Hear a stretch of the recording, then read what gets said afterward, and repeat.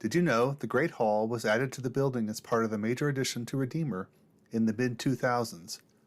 Around that time, the banquet service was created, which in turn generated a need for a contemporary band. The musicians in the band would be primarily volunteers, drawn from the congregation, opening up a new opportunity for existing members, as well as the possibility of bringing families from outside into the fold. I have been a member off and on of several versions of the band since my family and I moved to Cincinnati in the fall of 2006.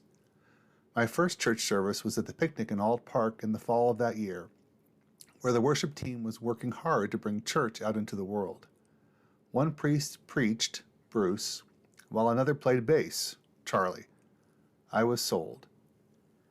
As I mentioned, the band is primarily made up of volunteers, which means that the mix of voices and instruments has changed many times over the last 17 years.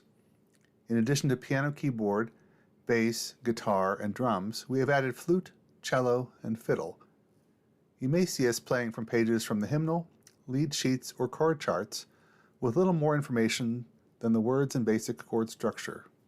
Much of what we play and sing is not written out, but instead decided collaboratively during rehearsal or based on the instruments available that week. Folks with and without formal training have been part of the band over the years, and for the majority of that time the adult band alternated Sundays with a band made up of youth through high school. We have had folks as young as tweens and as old as 75 contribute to the team. Just because you don't see an instrument being played on Sunday at 11 doesn't mean it can't be part of the banquet in the future.